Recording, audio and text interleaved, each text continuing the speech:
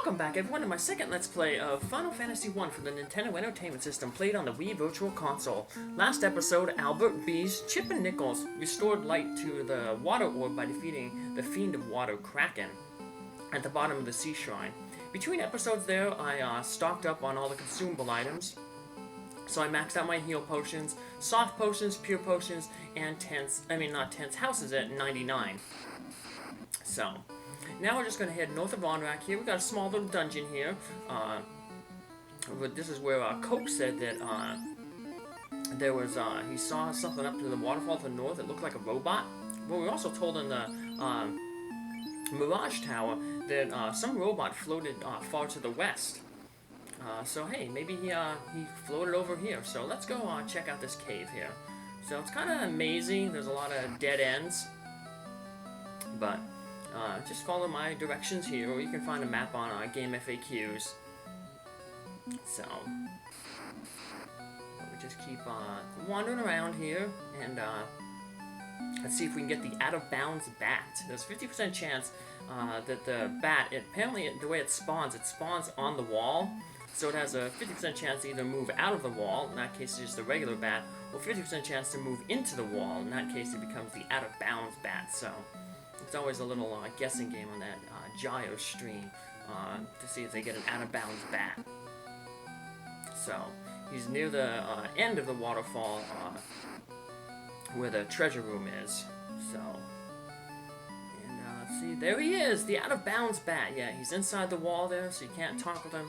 Of course, he'll probably just say, you know, quee like all the other bats do. So here's a treasure room. We have a bunch of good treasures in here, but it's guarded by a trap tile. Sometimes cockatrices or perilisks can appear with these mummies. I get lucky both times. Only whiz mummies and mummies appear, so we're going to cut through them pretty easily with the mage staffs and the light axes that we have. So not too much of a problem at this point in time. So yeah, remember when the mummies used to be a good trap tile to grind up against back when we just got out of the marsh cave. So, but now, yeah, not all that important, so not that worthwhile to grind off of. So, we'll be getting plenty of levels, spoiler, in this episode.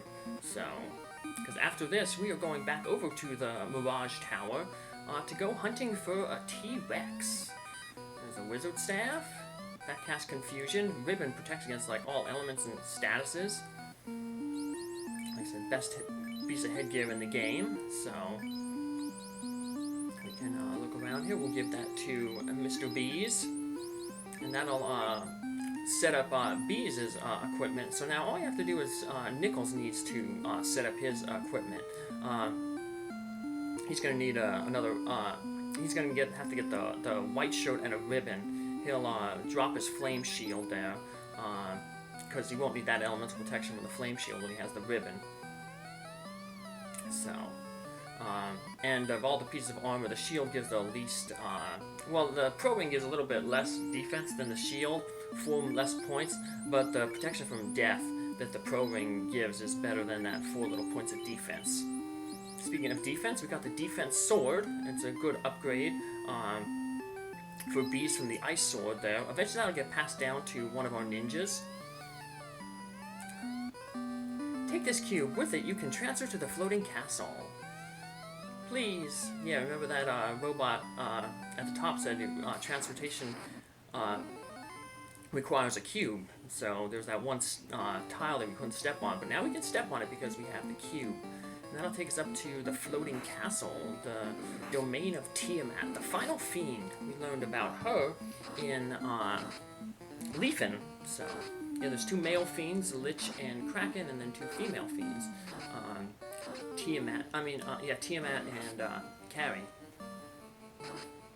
So, but we'll just take out these mummies again. So as I was saying, we're gonna get some levels. We're gonna be hunting that the T-Rex. It's one of the 2 monsters in the game that is a 1 in 64 chance. A lot of people think that Warmac was 1 in 64. He's like the kind of optional super boss.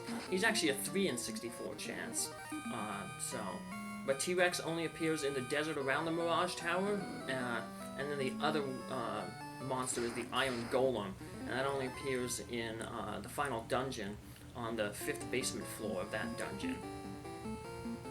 So, everyone else, there's a few other monsters that 1 in 64, but they're found in other places too. Like, for instance, in this waterfall cave, there's a 1 in 64 chance that you run into a gas dragon. But the gas dragons are a more common find in the final dungeon on the 3rd floor. So that's why it's not considered, you know, true 1 in 64, because there's other opportunities to encounter that monster. So, although it may not take you, you know, 64 battles to find one of those monsters, it all depends, like I said, on the, you know, where you are on the RNG table. Speedrunners have kind of routed out the RNG table, so they know when, like, there's going to be certain encounters in the game, but that's, you know, that's for speed running and stuff like that. Because I'm going, like, out of my way to get treasures and stuff like that, and, you know, grinding levels, worrying about the RNG table or where I am, and that isn't, you know, important. So, although that could, you know, work in my favor, like, and sometimes, like in my last playthrough, where I found the 1 in 64 monsters pretty quickly, or in this case, not so good. So, yeah, I do end up finding the T-Rex because, you know, it's a 100% playthrough. I'm going to find the monster eventually. But I probably had to cut about an hour of stuff out of it. I ended up with getting 3 levels and almost getting the 4th. I get the 4th long after, so basically what I will be doing is I will be heading over to the Barrage Tower and wandering around the area. When I get a level up, I'll include that battle, and then eventually we'll just get to the T-Rex battle. So I actually had to make a few pit stops here in Gaia. Do you have great power? Yeah, I forgot to talk with this broom, so... What's that broom talking up to? It's talking backwards. Yeah, we knew brooms talked backwards since Matoya's cave. Where that one gave us the spell, the magic spell to see the world map. So, I'll end up selling that power glove. Like I said, it's bugged, so there's no use out of it. So, I'll get rid of the flame shield too, because we're going to get a lot of new armors in the floating castle when we get there, so... And just to give Nickel some extra protection, we'll give pass down that ribbon to him. There's another ribbon, we'll get the last one in the floating castle, so... Beez got a lot of hit points, and so he can take some damage. And sell some stuff there. Wizard Staff is actually pretty good if you get it before you fight Carrie, because Carrie is susceptible to status effects, so you can actually confuse Carrie. But for like random encounters, it's just better to, you know, just do damage and try to get through them as quick as possible. So, yeah, I stopped back here in Gaia, I believe 3 times to refill my hit points at the end. So I basically use the night spell charges, use the house or 2, and some cabins. Didn't want to use my heal potions though. I still want them because I'll be wandering around. There'll be some grinding a little bit in the Sky Castle, so... Well, not really grinding. I won't be grinding in the Sky Castle, but... In case I run into War Mech. So, yeah, the capture card was actually acting up a little bit because, it was, I was, you know, recording for so long. Sometimes it, if I do it for a while, it kind of messes up. So that's why it's, like, kind of glitching and warping out here a little bit, but... Didn't miss much. We just saw, like, got into the battle with the Angelo, and we get level 25 for all our characters. So, will not, like I said, will not be the last level that we'll be getting here. So, yeah, I'm just cutting out all these excessive battles. I'm not gonna make you sit here and watch for an hour or so while I just grind up on enemies. So, look, I had in the background, I had some stuff going on. Watching this YouTube channel, CM86. He goes over SimCity strategies. That was a game I played in my childhood. My cousin John had a copy of that, and you know, we built cities and stuff, and interesting to see the mechanics of that. He goes really in depth into the mechanics. Eventually I'll play that game, but maybe I have like a simulation block. I want to do, you know, kind of like SimCities, you're building a city, then there's a Harvest Moon where you're building a farm. So we'll do them like in a row sometime. Then I have a game for the Wii. Endless Ocean. You're like kind of like a diver. So I guess you're kind of in a sense like you're doing simulated dives. You know, taking photos of fish and stuff. So those would be like relaxing little games to play. So build a farm, then build a city. So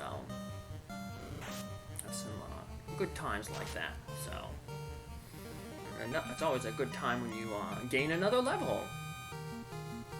So yep. So we had 25, 26, 27. That was so good. Got some vitality there on Nichols. His hit points is lagging a little bit behind his brother Chip there.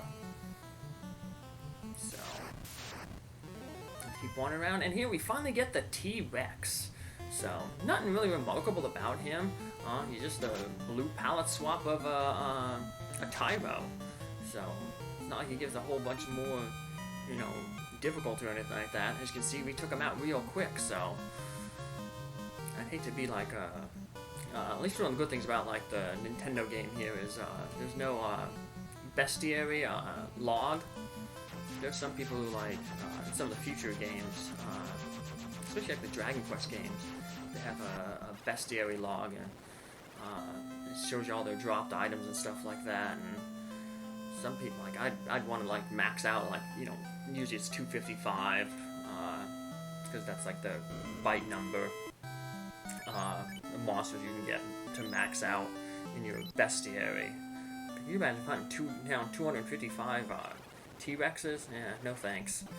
So, some of the reasons why I don't had to give up on playing Dragon Quest 7 and 8 for the DS, because I'm like a completionist and my OCD was getting the worst of me. I was like, oh my god, I'll be spending like hundreds of hours on this game trying to like get all the item drops, fill my bestiary, and I was like, yeah, I just don't have the time, you know.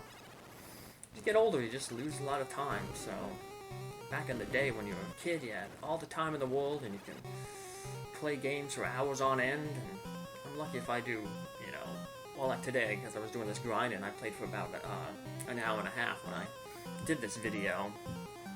But